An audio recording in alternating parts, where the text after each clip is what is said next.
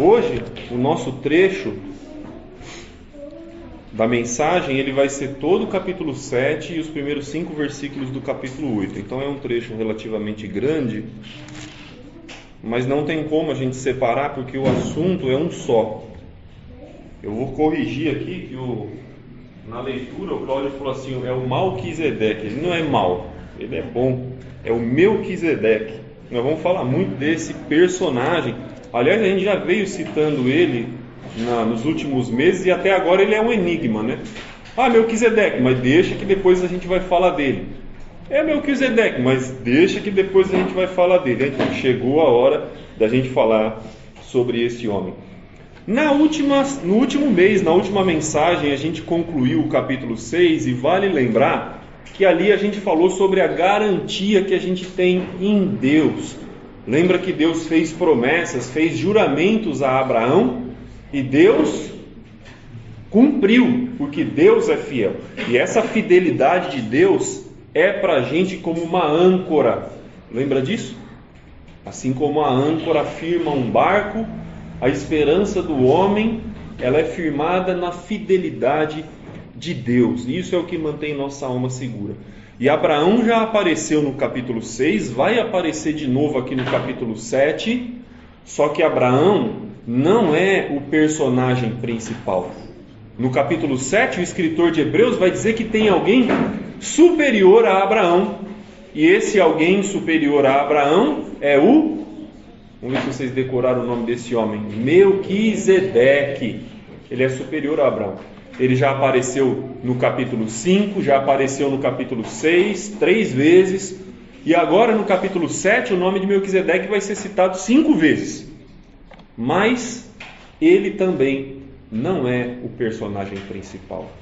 Nem Abraão e nem Melquisedeque. A história toda ainda é sobre Jesus. Sobre o grande Jesus. Não qualquer homem. Jesus é maior do que... Assim, a ideia veio construindo e ele falou de Abraão, só que agora ele vai dizer, tem alguém que é maior que Abraão. Nós vamos falar disso hoje. Melquisedeque. Mas tem alguém ainda que ultrapassa Melquisedeque. E é sobre ele que nós estamos falando, sobre Jesus. Toda a construção, vamos dizer assim, teológica que o escritor vem fazendo lá desde trás, do capítulo 5, capítulo 6, sobre essa função, sobre essa ordem sacerdotal de Melquisedeque, ela é de fato um tanto profunda, né? Por isso que talvez ele veio aí pavimentando, né, no capítulo 5, no capítulo 6 a ideia, e chega lá no capítulo 6 ele vai dizer assim para os irmãos, eu tinha muita coisa a mais para falar para vocês, mas eu não posso, porque vocês se tornaram tardios em ouvir, né, como crianças. Então, o que o escritor já queria lá atrás falar, ele vai falar hoje. Aliás, ele já falou há muito tempo, né? Eu vou falar hoje sobre isso. Mas é de fato um tanto profunda essa questão. E eu até comentei com a Margarete como foi desafiador para mim montar esse esboço. Não porque o texto seja difícil, ele é até simples. Mas foi também para mim um alimento sólido. Como foi para esses irmãos, como ele chamava esses irmãos a sair do leite e ir para o alimento sólido. No versículo 11, aí do capítulo 7, que o Cláudio leu para a gente, tem uma pergunta. E ela é uma pergunta retórica. Sabe o que é uma pergunta retórica? Pergunta retórica é aquela pergunta que não precisa de resposta. Não é uma pergunta em que você de fato quer saber a resposta, porque a resposta você já sabe. É aquela do tipo assim, na semana passada você dizer para alguém, tá calor hoje, hein? Não precisa responder. É uma pergunta, tá calor hoje, hein? Ou, tá calor hoje? Tá, já sabe a resposta. A pergunta retórica é isso. Então, quando o escritor diz assim no verso 11, se a perfeição tivesse sido mediante o sacerdócio levítico, dos levitas, pois nele baseado o povo recebeu a lei, que necessidade, é uma pergunta, que necessidade haveria ainda de que se levantasse outro sacerdote, segundo a ordem de Melquisedeque, e que não fosse contado segundo a ordem de Arão? Uma pergunta. Se o sacerdócio dos levitas fosse perfeito, por que Deus trouxe um novo sacerdócio? Uma pergunta, e é retórica. E nós sabemos a resposta. veio um novo sacerdócio porque o dos levitas não era perfeito. Essa pergunta vai ecoar ainda no mês que vem, quando ele disser no capítulo 8 sobre uma nova aliança. Se a antiga aliança fosse perfeita, então por que uma nova? Né? O que é perfeito não pode ser melhorado. Então, se tem uma nova aliança, é porque a anterior não era perfeita. Se tem um novo sacerdócio, é porque o anterior não era perfeito. Então, dá para notar que isso aí é uma pergunta retórica. A gente vem então hoje responder questões do livro que a gente já veio construindo e hoje a gente responde, mas ao mesmo tempo o que a gente fala hoje já está consolidando alguma ideia para o mês que vem, não esqueça disso. Então, respondendo a pergunta dele, o sacerdócio levítico era perfeito? Não, não era. O sacerdócio levítico não representou a perfeição. E ele vai dar vários argumentos. Um deles é porque era transitório. Por que era transitório? Porque os levitas morriam. Não tem como você assumir uma função, se você vai morrer, ela não vai ser perpétua. Né? Você pode ser o presidente da república. Um dia o cargo acaba. Ah, mas e se fosse um ditador daqueles tipo Fidel Castro, que fica até o final da vida? Um dia acaba. Porque ele morre e acaba. Então, a coisa, para ela ser eterna, exige alguém que não morra. Se vai morrer essa pessoa, essa função vai ser transitória. E os levitas eram mortais como nós. A lei já previa sucessão hereditária.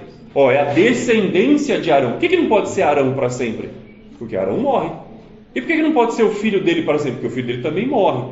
Então, o sacerdócio levítico, ele tinha o seu valor dentro da lei, mas ele era transitório, ele não era perpétuo, não era eterno. Outro fato pelo qual o sacerdócio levítico ele não era perfeito é porque os levitas eram como nós, pecadores. O homem que entrava lá para ser o sacerdote, para levar o sacrifício para perdão do povo, ele era tão fraco quanto eu. Ele tinha tantas falhas quanto eu.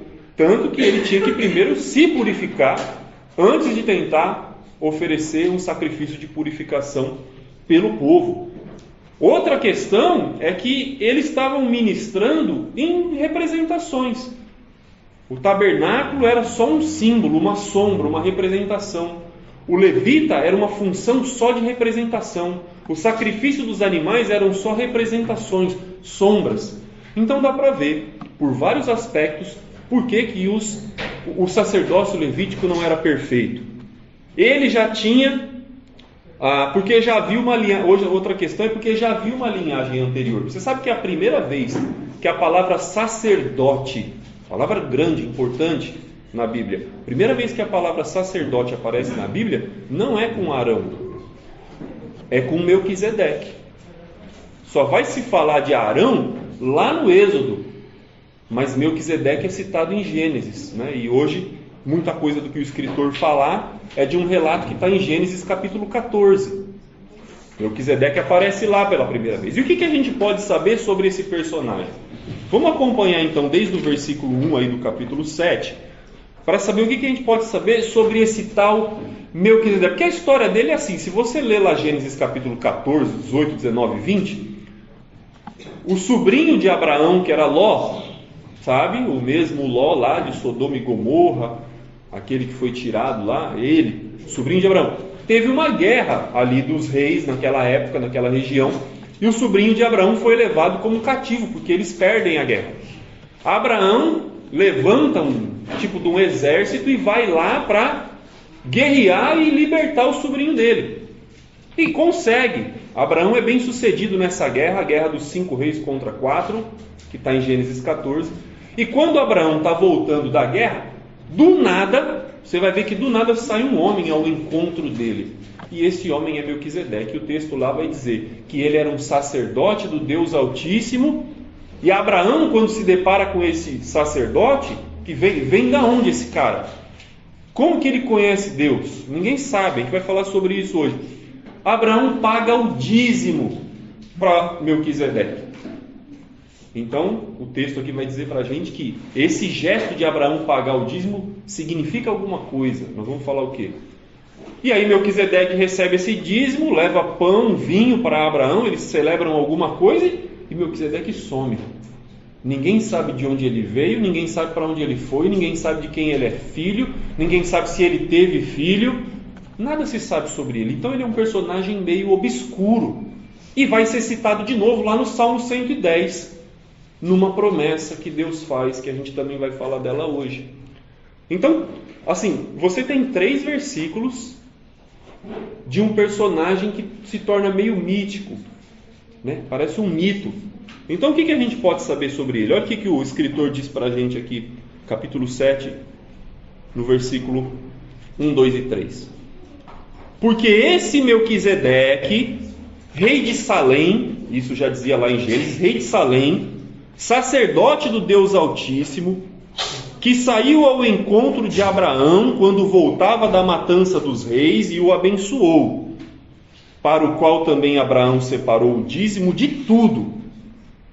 Aí tem um parênteses, uma explicação. Primeiramente se interpreta rei de justiça, depois também é rei de Salém, ou seja, rei de paz, sem pai nem mãe, sem genealogia, que não teve princípio de dias nem fim de existência, entretanto feito semelhante ao Filho de Deus, permanece sacerdote perpetuamente. Olha aí olha o personagem sendo explicado pela ótica do escritor de Hebreus.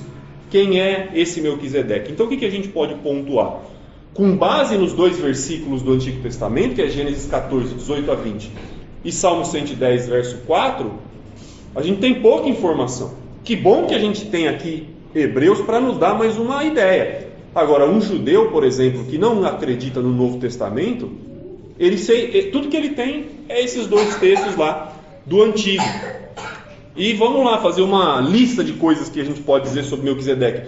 Porque, como eu disse, a mensagem não é sobre ele, a mensagem é sobre Jesus, mas a gente precisa entender quem é Melquisedeque.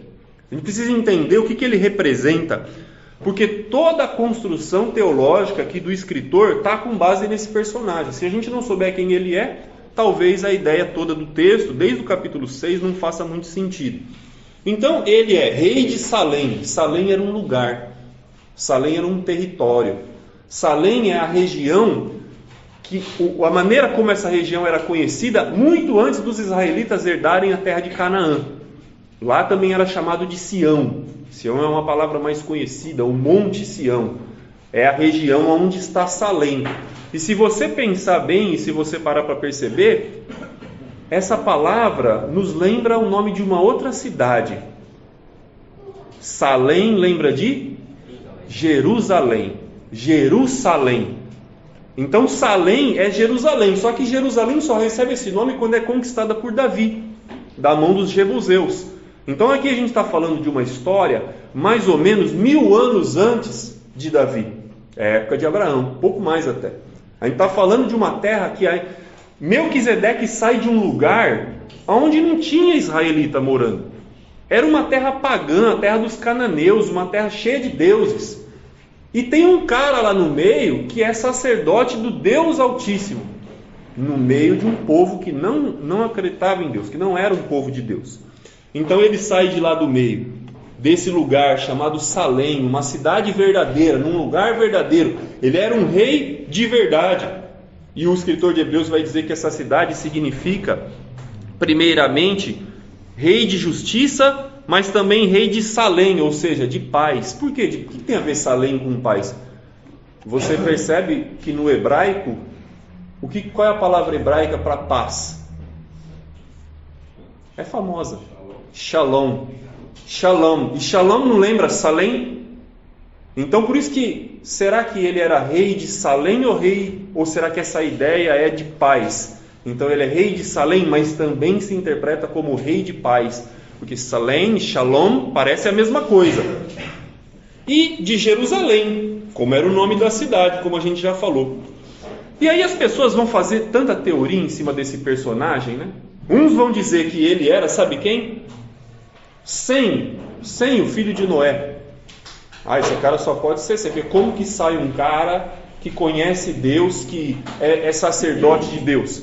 Será que ele era Sem, filho de Noé? Pô, mas Noé é 10 gerações antes de Abraão. Mas lembra que eles viviam muito. Sem, o filho de Noé, é contemporâneo de Abraão. Enquanto Abraão vive, um filho de Noé ainda está vivo. Interessante quando você fala, como que Abraão sabia do dilúvio se o dilúvio foi 10 gerações para trás? Porque os personagens estavam vivos ainda. Abraão tinha, por exemplo, informações do dilúvio porque o cara que estava na arca estava vivo ainda. Eles se falavam. Então muitos vão dizer, será que esse Melquisedeque era Sem? Parece que não. Eu tenho várias refutações aqui, mas a gente não vai ter tempo para isso. Então dizem que ele poderia ser o filho de Noé, dizem que ele poderia ser um sacerdote qualquer, que na verdade a Bíblia, até quando ela faz essa colocação aqui em Gênesis 14, do 18 ao 20, é quase como se fosse um acréscimo ao texto. Ele na verdade era sacerdote de deuses pagãos, né? Porque ali quando vai ser citado o Deus Altíssimo, El Elyon, eles vão dizer que pode ser um outro Deus, alguma outra divindade. E aí quase que os judeus negam a historicidade aqui do relato. Os grupos ali de Qumran, né, das cavernas de Qumran, os essênios, vão deixar alguns manuscritos dizendo que talvez esse Melquisedeque fosse a representação do arcanjo Miguel. Então olha quanta ideia que tem. O Melquisedeque, ele ganha uma proporção, porque o capítulo 14 de Gênesis é desse tamanho, Melquisedeque aparece só num pedacinho assim, e se fala mais de Melquisedeque do que de toda a história do capítulo. Tão grande proporção ele tomou, né? Se ele é um personagem real, histórico, se ele é um personagem alegórico, ou se é as duas coisas, se ele realmente existiu, mas ele tem uma outra representação. Então pode ser, né, na visão dos judeus, poderia ser o Sem, filho de Noé, poderia ser um sacerdote qualquer, de um deus cananeu, poderia ser o arcanjo Miguel, poderia ser Jó. Dizem que talvez ele fosse Jó, outros dizem que ele seria um ser, a semelhança de Adão, alguém que Deus tivesse criado com as próprias mãos, né? Então quer dizer, muita mística em torno desse personagem. Mas graças a Deus a gente tem o Novo Testamento, que não vai deixar a gente enganado. Quem é que revela de fato quem Melquisedeque é? É o Novo Testamento. Se a gente ficar como um judeu só com o Velho Testamento, a gente vai boiar e vai acreditar em todas essas ideias. Mas o Novo Testamento revela para nós de fato quem Melquisedeque é, pela perspectiva de um judeu. Porque o escritor aqui da carta aos Hebreus é um judeu, convertido ao cristianismo, conhecedor da lei, da tradição, da história do povo. A gente vê que pelas argumentações que o escritor está usando aqui e vai usar ao longo do livro, o escritor dessa carta aos Hebreus, ele é muito entendido da lei, muito entendido dos costumes. Então, quando nós temos essa perspectiva de Melquisedeque pela visão desse escritor, isso lança luz sobre todo o Antigo Testamento. E isso é muito bom, é muito válido. Mas excessos acontecem aí na interpretação da pessoa de Melquisedeque, né? Uns vão dizer, será que ele era Jesus? Algumas pessoas acham que Melquisedeque era Jesus aparecendo lá no começo em Gênesis. Mas isso também não é o que o escritor aqui de Hebreus sugere. O que o escritor de Hebreus fala sobre Melquisedeque Melquisedeque é um tipo de Cristo. Sabe o que é tipo? Tipo e antítipo. É a ideia e a realidade, a sombra e a verdade. Assim como a gente citou, acho que foi ontem lá em casa, né, quando a gente estava assistindo o filme, que alguém falou que Moisés disse que Deus mandaria um profeta semelhante a ele, que o povo teria que ouvir. E veio Josué, mas a profecia não era sobre Josué, a profecia era sobre Jesus. Então Josué foi um tipo, mas Jesus é a realidade, o antítipo. Então Melquisedeque é um tipo de Cristo, mas ele não é o Cristo. É assim que o escritor de Hebreus interpreta. Ele traz a ideia sobre Jesus, mas ele não é Jesus. Jesus vem lá na frente. O texto também vai dizer que ele era, no final do versículo 3, semelhante ao Filho de Deus. O que significa ser semelhante? Ô Juan, eu fui ontem ali numa loja ali comprar uma peça, vi um cara semelhante a você. O que isso quer dizer? Que não era você. Que parecia, mas não era você. Se é semelhante, não é você. Então quando ele diz aqui no final do versículo 3, feito semelhante ao Filho de Deus, então não é o Filho de Deus. Então de fato Melquisedeque não era Jesus. Isso exigiria que Jesus tivesse encarnado uma primeira vez lá com Abraão, e quando ele veio ao mundo e nasceu de Maria, foi a segunda encarnação, porque Melquisedeque era um rei de verdade, de uma cidade de verdade, num lugar de verdade. Melquisedeque não é uma fumaça, um espírito, ele aparece, é um personagem real, né? Então tem vários argumentos aqui, que não vai dar para ficar também trabalhando muito por causa do tempo, mas muitos grupos cristãos ainda hoje acreditam que Melquisedeque fosse essa epifania de Cristo, uma aparição. Jesus apareceu no mundo uma vez antes dele encarnar e nascer ali de Maria, né? Então isso é muito improvável, isso exigiria que ele já... bom, enfim, isso tem outras implicações, mas eu vou deixar. Agora, mesmo sem saber exatamente quem Melquisedeque era, responder tudo, as respostas sobre ele, mesmo sem isso, o que o escritor deixa muito claro aqui é que ele era superior a Abraão. E isso é importante. Melquisedeque era superior a Abraão. E se ele era superior a Abraão, ele era superior a todos os levitas. Quando Abraão paga o dízimo para Melquisedeque, ele está pagando porque o Melquisedeque é mais importante. Você paga para quem é maior, não para quem é menor. Por que nós ofertamos para Deus? Porque Deus é maior do que nós, certo? Eu já falei no começo que essa mensagem ela é alimento sólido, então prestem atenção.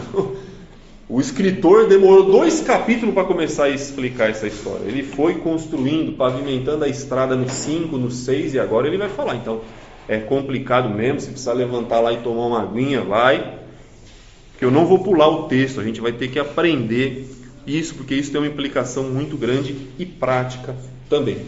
Mas Abraão era inferior a Melquisedeque. Quando ele se depara com Melquisedeque, Melquisedeque dá a bênção dele para Abraão. E o texto vai dizer mais para frente, versículo 7. Evidentemente é fora de qualquer dúvida que o inferior é abençoado pelo superior. Então a pessoa que é maior abençoa a que é menor. Não é por isso que usou a pessoa de antiga e fala assim, não é dar a bênção, né, para sua mãe, pede a bênção, porque o mais velho abençoa o mais novo, ou o mais importante abençoa o menos importante. Então quando Abraão se encontra com Melquisedeque, quem é que abençoa? Quem é que abençoa e quem é abençoado?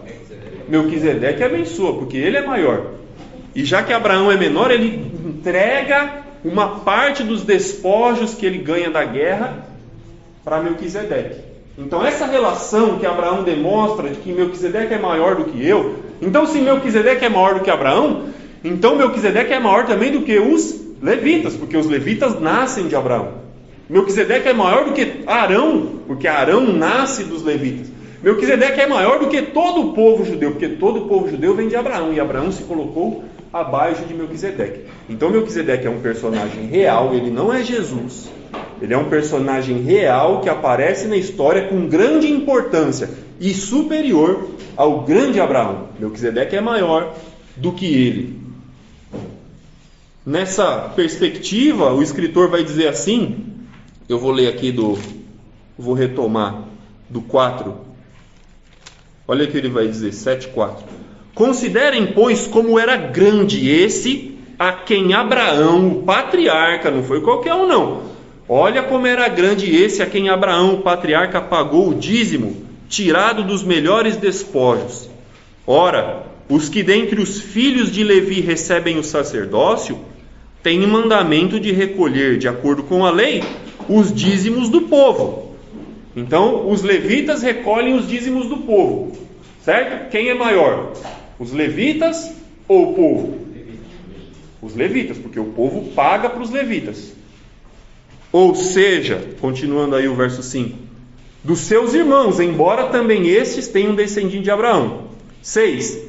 Entretanto, aquele, Melquisedeque, cuja genealogia não se inclui entre eles, entre os levitas, entre os hebreus, recebeu dízimos de Abraão e abençoou o que tinha as promessas.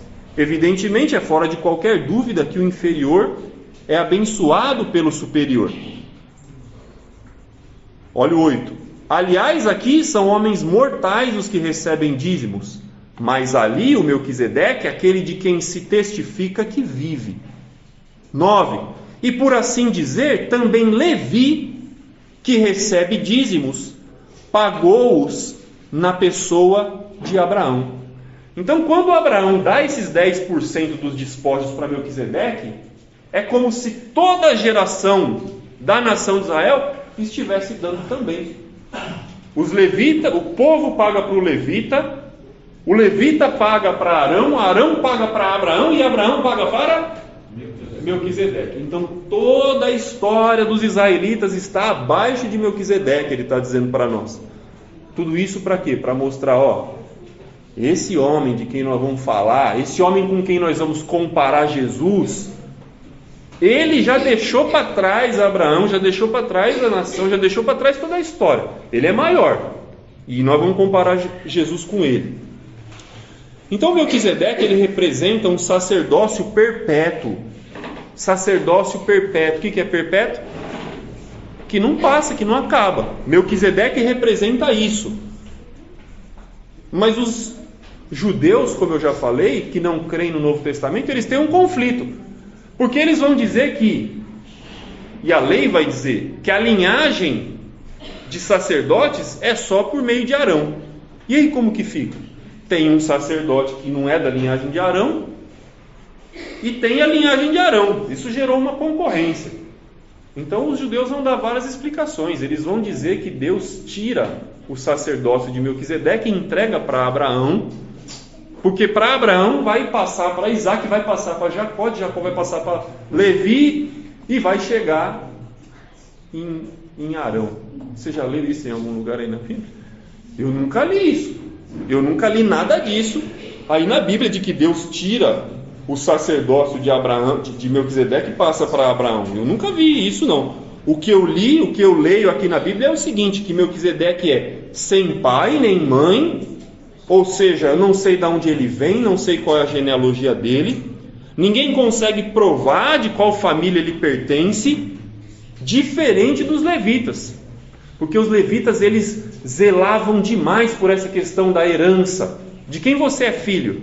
Se você não soubesse de quem você era filho, você não tinha como provar qual era a sua tribo, e se você não provar qual é a sua tribo, você não vai servir no tabernáculo.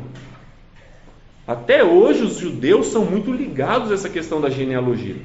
Quem é meu pai, quem é meu avô, meu bisavô, tataravô, tataravô, para chegar lá atrás e saber de que linhagem eu sou. E Melquisedeque? A Bíblia nem está preocupada em dizer de onde ele vem, porque o que importa é que Abraão se colocou abaixo dele, e isso já diz tudo. Então, enquanto os levitas estão nessa ordem sacerdotal, que tem filho, que tem pai, que tem linhagem, que tem isso, que tem aquilo, o tal Melquisedeque, que aparece na história 600 anos antes da lei ser dada, é resgatado aqui para dizer para nós que ele era superior a toda essa estrutura da lei. Você lembra quando os discípulos perguntam assim para Jesus: por que lá na lei os profetas dizem que primeiro tem que vir Elias? Né? Malaquias encerra o Antigo Testamento dizendo isso, que Deus vai enviar o Elias. Aí os discípulos perguntam para Jesus: por que a lei diz que vai enviar Elias? Aí Jesus responde o quê? Eu vos digo que o Elias já veio. E quem era o Elias? João Batista. Mas João Batista era o Elias? Não. É o tipo e o antítipo. O Elias era o que João Batista cumpriu. Melquisedeque está para Jesus, assim como Elias está para João Batista. É a representação. Não sei se vocês conseguiram entender.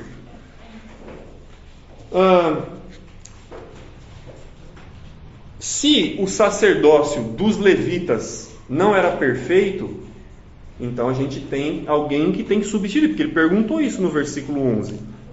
Se a perfeição fosse por meio do sacerdócio levítico, que necessidade haveria que se levantasse outro sacerdote? Então a resposta para essa pergunta retórica é: a perfeição não veio pelo sacerdócio levítico. Se levantou um outro sacerdote, Jesus. Jesus é o sacerdote que excede todas as limitações dos levitas. Eu vou falar algumas questões. Olha no versículo 13, o que ele diz?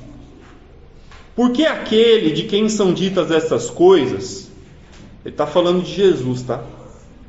Porque aquele de quem são ditas estas coisas pertence a outra tribo, da qual ninguém prestou serviço no altar.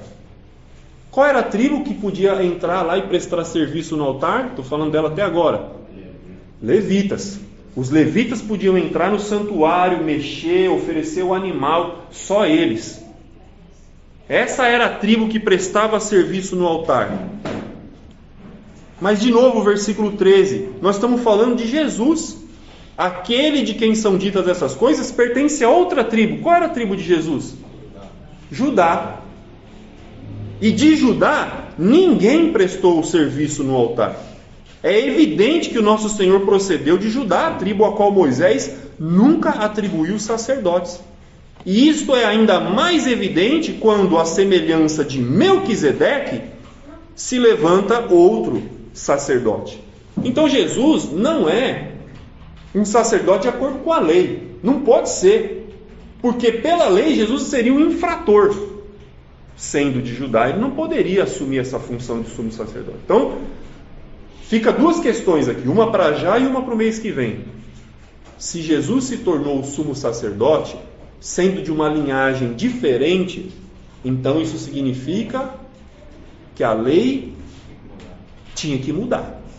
Olha o que ele diz no versículo 12: pois quando se muda o sacerdócio, necessariamente há também mudança de lei. Então, se Jesus agora é o sacerdote, é fato, a lei passou. As duas coisas são incompatíveis, porque a lei diz só os levitas, mas Jesus não é levita, mas ele é sumo sacerdote, então a lei tem que passar. Ou então eu vou ter que destituir Jesus da função de sumo sacerdote, certo? Mas esse ponto é para o mês que vem. Mês que vem é a nova, superior nova aliança através de Jesus. Se o sacerdócio de Melquisedeque é superior a Abraão, se Melquisedeque é maior que Abraão e Jesus é maior do que Melquisedeque, então Jesus é maior do que Abraão. Conclusão lógica: Abraão, Melquisedeque, Jesus. Jesus é maior do que Abraão, Jesus é maior do que Isaac, do que Jacó, do que toda a lei. Jesus é maior do que tudo isso, porque o menor é abençoado pelo maior, e o sacerdócio de Cristo é superior ao de Arão. O que isso me diz? Essa é a primeira lição prática que eu quero que vocês pensem. Gente, se Jesus é o nosso sumo sacerdote, nós temos garantia. Lembra de Abraão? Deus prometeu para Abraão e Abraão tinha garantias de que Deus ia cumprir, porque Deus é fiel. Então, se Jesus é o nosso sumo sacerdote, nós temos garantias de salvação.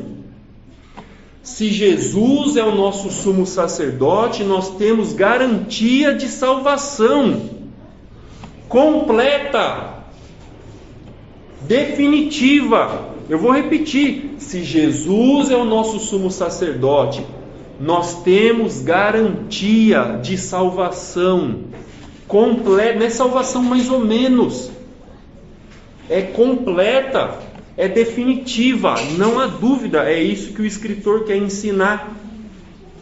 Toda a questão aqui, a gente fica falando de Melquisedeque, de Abraão, de Melquisedeque, de Abraão, mas nosso tema, nosso assunto ainda é Jesus o grande. Ainda é esse o nosso tema, o nosso assunto. E os nossos irmãos hebreus do primeiro século, eles tinham crido nisso. Eles tinham acreditado que Jesus era grande. Mas eles estão sofrendo agora as pressões da sociedade, pressionados a voltar para a lei, voltado para as sombras, voltados para as representações. Porque o tabernáculo O tabernáculo era uma representação de um verdadeiro santuário. O tabernáculo que foi construído no Sinai é só uma sombra, porque há um verdadeiro tabernáculo no céu. O paraíso no Éden é só uma sombra, porque há um verdadeiro paraíso no céu. Melquisedeque é só uma sombra, porque há um verdadeiro sumo sacerdote e ele é Jesus. Então os levitas eram a sombra da sombra. E os nossos irmãos hebreus estão pensando em largar Jesus, a consumação da realidade, para voltar ao sistema de levitas, a voltar àquela vida antiga. Será que a gente está imune a isso? Será que nós estamos imunes a essa confusão sobre sombras e realidades? Será que a gente está imune a não conseguir? Tá aqui. Será que a gente está imune? Obrigado, Ana. A não ficar preso a rituais mais do que a realidade da vontade de Deus? Sabe? Se satisfazer com coisinhas, se satisfazer com certos rituais e de fato não se apegar a Deus. Eu acho que nós não estamos imunes a isso. Mas em Jesus nós temos a garantia de salvação completa e definitiva. E, Toninho, nós cantamos aqui o hino 94, eu anotei aqui. E o hino 94 ele pergunta assim, por que te abates, ó minha alma? Por que te abates, ó minha alma? Depois lá na frente ele vai dizer assim, ele intercede. Quem que intercede? Mas quem que intercede? Nós estamos falando desse assunto. Jesus é o sacerdote. O sacerdote. Quem que intercede? O sacerdote intercede. E nós acabamos de cantar, por que se abate minha alma? Ele intercede por minha alma lá no céu. E é isso que eu estou querendo dizer, é isso que o escritor está dizendo. Jesus é o sumo sacerdote que dá garantia plena, completa, definitiva de salvação. Por que a nossa alma se abate? Por que a gente às vezes quer voltar para a lei, ou se a gente não voltaria para a lei, se conformar com os rituais e não desenvolver de fato uma vida com Deus? Ele também vai dizer que Jesus, versículo...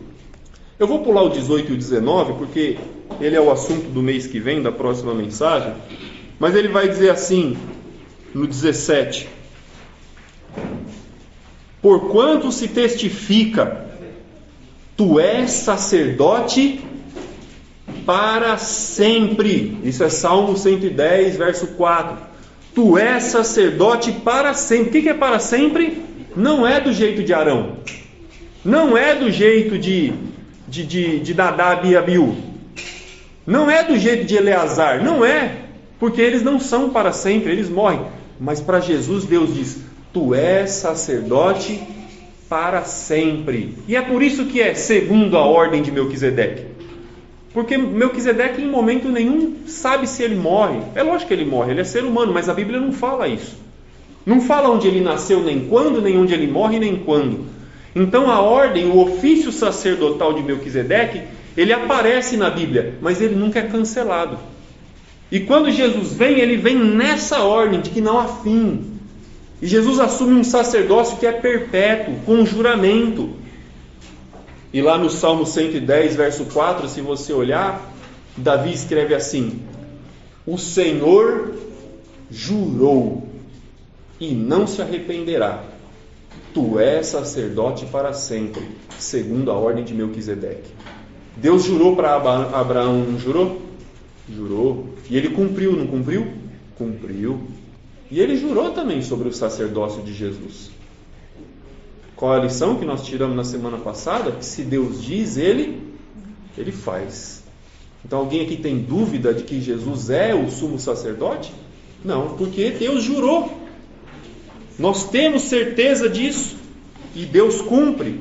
E Jesus é esse sacerdote permanente para sempre. Como ele diz no versículo 16: constituído não conforme a lei de mandamento carnal, mas pelo poder de uma vida indestrutível. Jesus tem uma vida que não pode ser destruída, então o sacerdócio dele não passa, não muda. Vamos lá na frente agora no versículo 23. Porque, na verdade, a gente pode ler tudo aqui, o 20 e o 21 também, ele vai falar sobre essa questão do juramento. Visto que não é sem prestar juramento, porque aqueles, os levitas, sem juramento são feitos sacerdotes. Mas este Jesus, com juramento, por aquele que lhe disse: o Senhor jurou e não se arrependerá, tu és sacerdote para sempre. Por isso mesmo, Jesus se tem tornado fiador de uma superior aliança. Assunto do mês que vem. 23. Ora, aqueles que são feitos sacerdotes em maior número, ou seja, os levitas, em maior número, tem que ter um monte, porque eles morrem, então tem que ter um monte. Aqueles são feitos sacerdotes em maior número, porque são impedidos pela morte de continuar. Eles vão morrer. Este, no entanto, Jesus, porque continua para sempre, tem o seu sacerdócio imutável. Jesus não morre mais. E se Jesus não morre mais, significa que a função dele como sacerdote não passa para mais ninguém, é dele para sempre. Não muda, não se perde. E aqui eu quero trazer mais uma aplicação sobre essa garantia. A garantia de salvação completa e definitiva. Por que nós temos garantia de salvação completa e definitiva? Primeiro, porque Cristo é superior. Segundo, porque ele não vai ser substituído.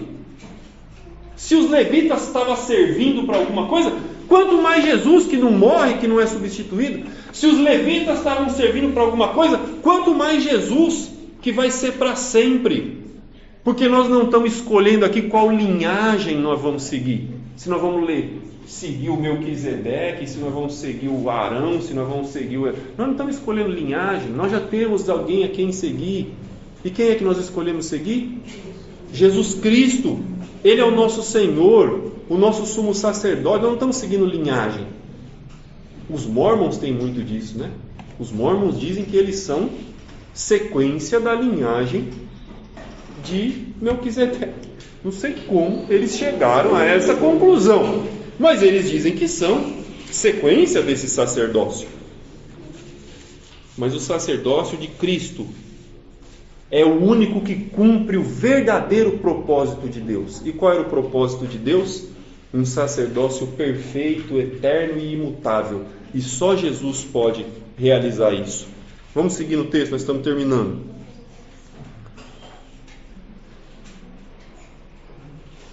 25. Por isso também pode salvar. Olha aí de onde que eu lembra?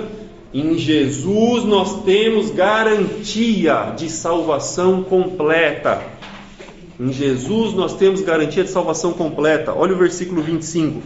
Por isso também Jesus pode salvar totalmente os que por ele se chegam a Deus, vivendo sempre para interceder por eles. Por que eu sei que eu tenho garantia de salvação completa e definitiva? Porque eu posso me chegar a Deus por meio de Jesus, o meu sumo sacerdote, que intercede por mim. Por que te abates, ó minha alma? Essa é a pergunta. Por que a dor? Por que o choro? Por que a dúvida? Se Cristo é o nosso intercessor. E esse nosso intercessor, presta atenção no versículo 26. Com efeito, nos convinha um sumo sacerdote como esse. Olha a diferença dos anteriores, dos levitas. Olha que diferença.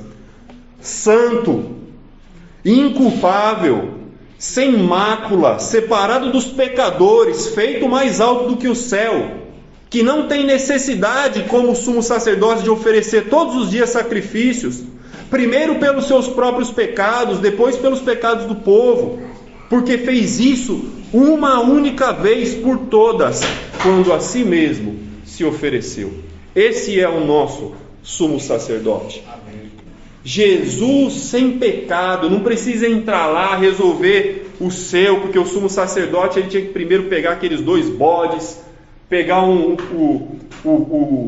cordeiro, né, o novilho, e aí ele ia, matava o novilho ele sacrificava para se purificar, para quando ele se purificasse, ele pegava os 2 bodes, ia lá diante da tenda, lançava a sorte, um bode ele ia sacrificar, entrar no santuário, pegar o sangue, aspergir 7 vezes sobre o propiciatório, sair, pegar o outro bode, vir diante do propiciatório, pôr as mãos nele, colocar os pecados do povo nele, catar esse bode e soltar no deserto.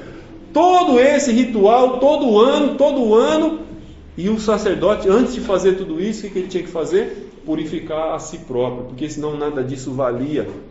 E aí que a gente tem garantia, porque se esse sumo sacerdote não tivesse purificado, nada desse ritual valia. Mas o nosso sumo sacerdote não tem pecado. O que isso significa? Que a oferta que ele leva, e qual é a oferta que ele leva? É o seu próprio sangue. Vai ser aceita por Deus. Não há risco de não ser aceito. Não há risco. O nosso sacerdote, ele é para sempre. E aí eu pergunto de novo, por que te abates, ó minha alma? Em Cristo nós temos garantia de salvação completa e definitiva. Por que esses irmãos querem abandonar a fé? Porque se Cristo é o tesouro, nós encontramos.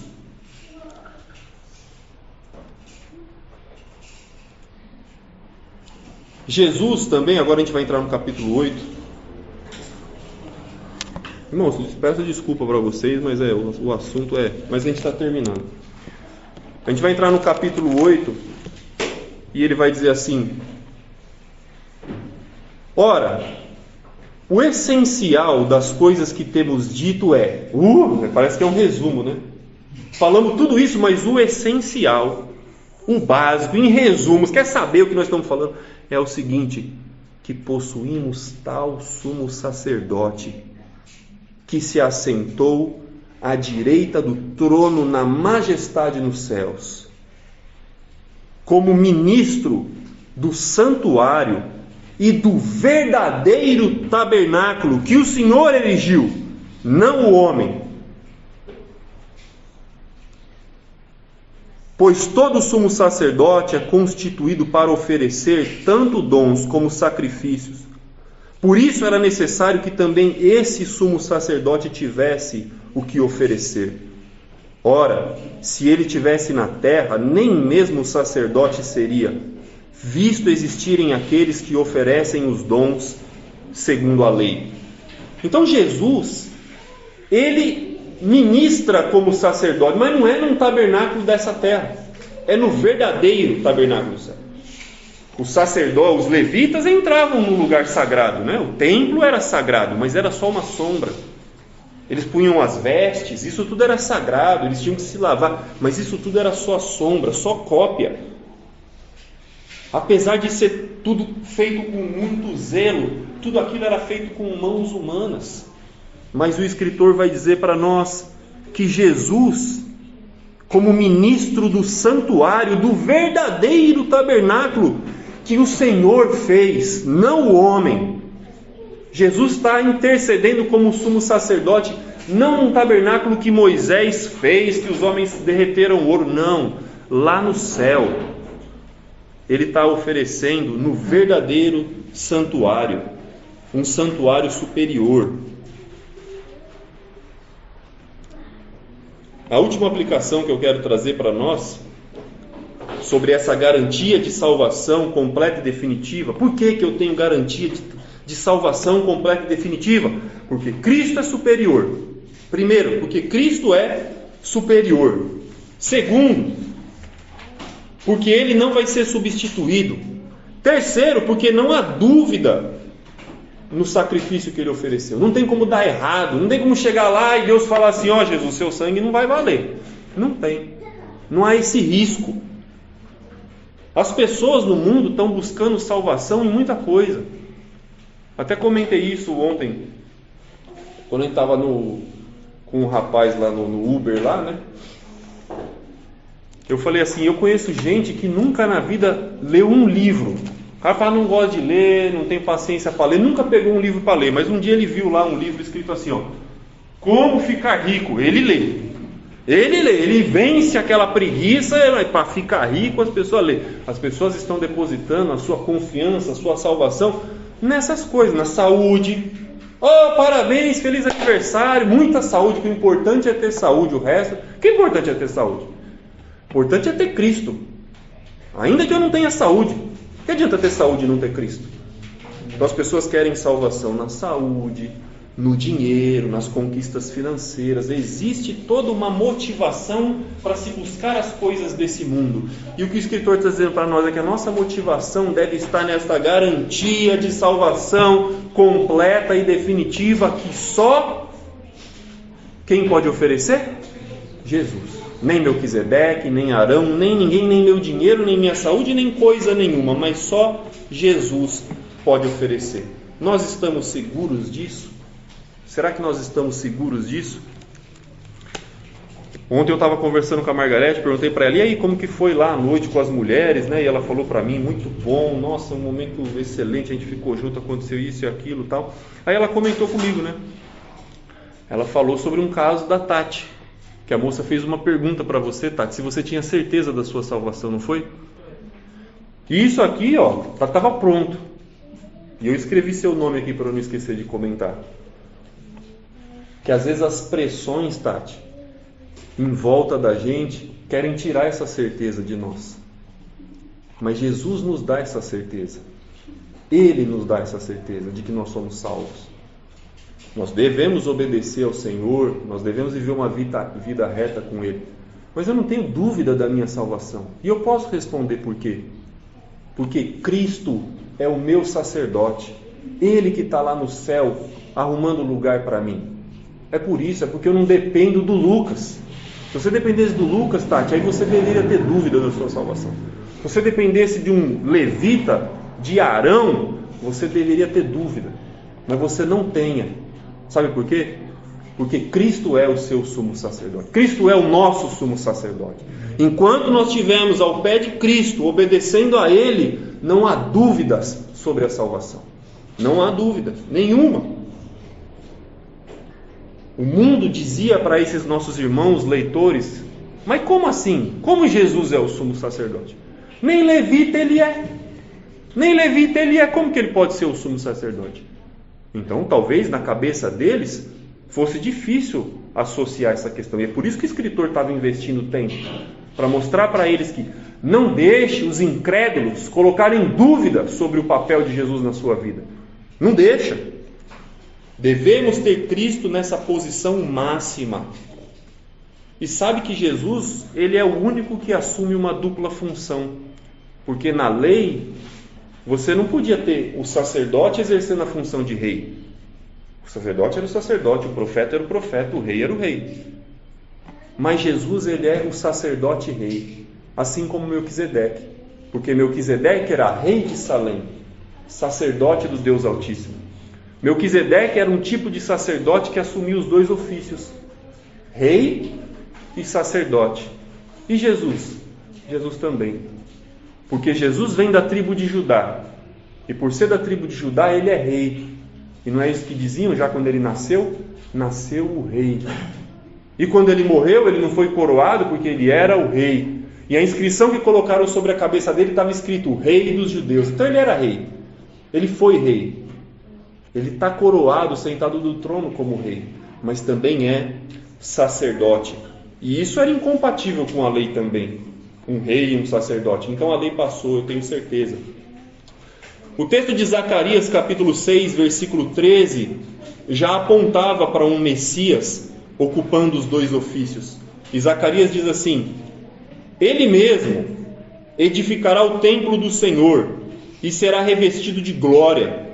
Assentar-se-á no seu trono e dominará e será sacerdote no seu trono. Sacerdote no trono. E reinará perfeita união entre ambos os ofícios.